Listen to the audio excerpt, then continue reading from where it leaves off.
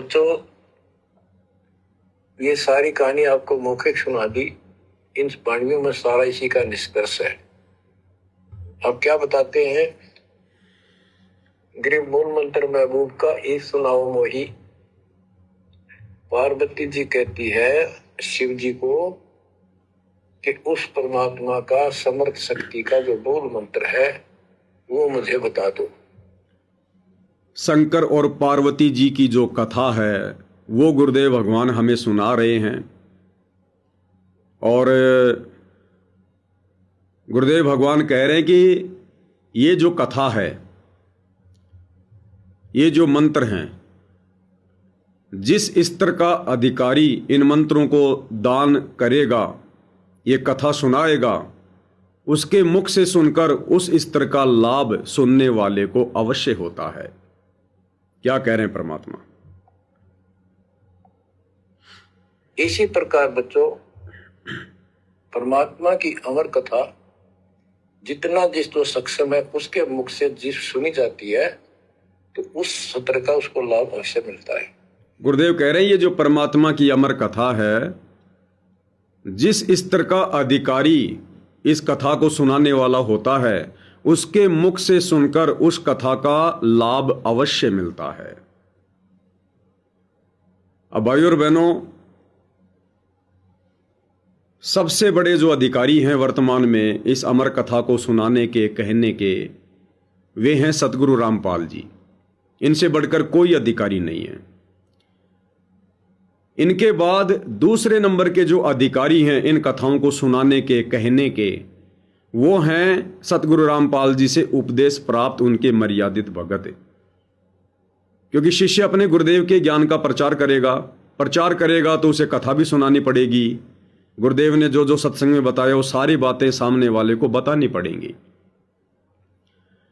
तो गुरुदेव के बाद में यदि इन कथाओं को सुनाने का कोई अधिकारी है तो उनका भगत है। कौन भगत? जो मर्यादित है। अमर्यादित भगत के मुख से कथा सुनने से सामने वाले को विशेष लाभ नहीं होगा, केवल हल्की फुल्की जानकारी होगी। अब जिस स्तर का अधिकारी है उसके मुख से सुनने से तो लाभ होगा ही होगा, लेकिन भाइयों और बहनों ये निर्भर करेगा कि जो कथा सुनने वाला है वो कथा सुनने का अधिकारी है या नहीं है।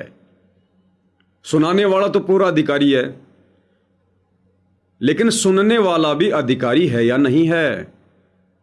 जिस प्रकार चुंबक है, चुंबक का गुण है कि चुंबक लोहे को अपनी ओर आकर्षित करती है, ये उसमें गुण है।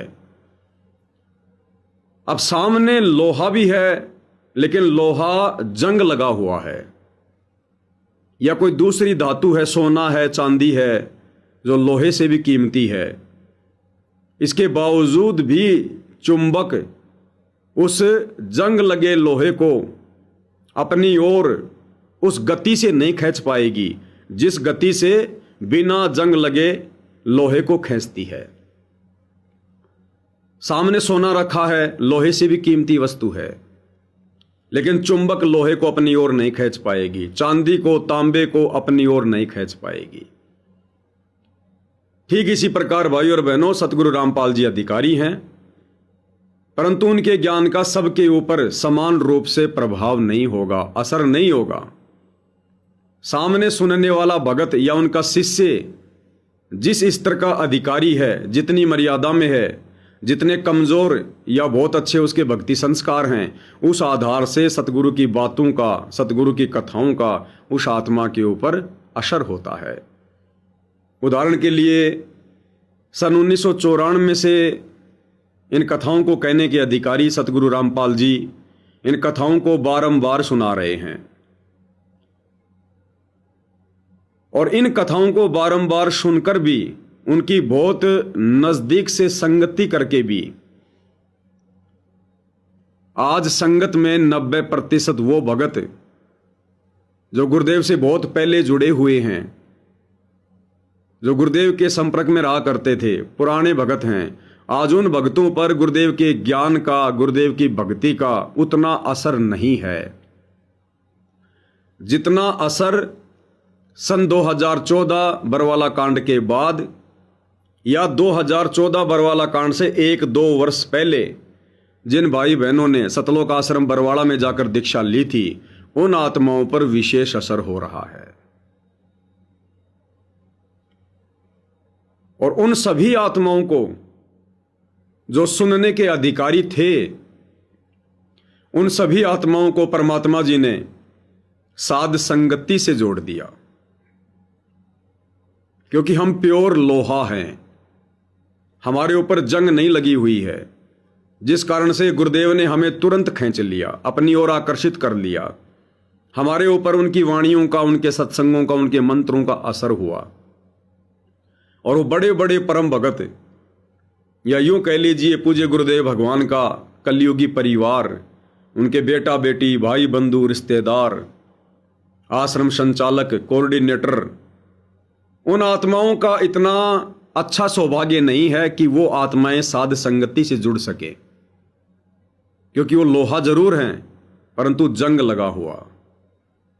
वो गुरुदेव के विचारों को गहनता से नहीं समझ पाए, गुरुदेव के मिशन को गहराई से नहीं जान पाए, गुरुदेव के सतलोक से चलकर इस पृथ्वी लोक पर आने के उस प्रयोजन को वो भाप नहीं पाए, अर्थात जंग लगा हुआ लोहा। चुंबक ने खींच तो लिया जैसे तैसे करके, परंतु चिपका के नहीं रख सकी, क्योंकि बीच में बाधा उत्पन्न हो गई, अवरोध उत्पन्न हो गया, जंग लगी हुई है। यानी अभी भी काल प्रेरणा है, संस्कार माड़े हैं, कमजोर हैं। तो सुनाने वाला तो अधिकारी होता ही होता है, लेकिन सुनने वाला भी अधिकारी होना चाहिए, तभी उस ज्ञान का पूरा असर होगा। तो आप जी साध संगत और सतलोक आश्रम कमेटी इस उदाहरण से भली भांति समझ सकते हैं कि कौन सा लोहा अर्थात संगत प्योर है और कौन सा लोहा अर्थात संगत जंग लगा हुआ है।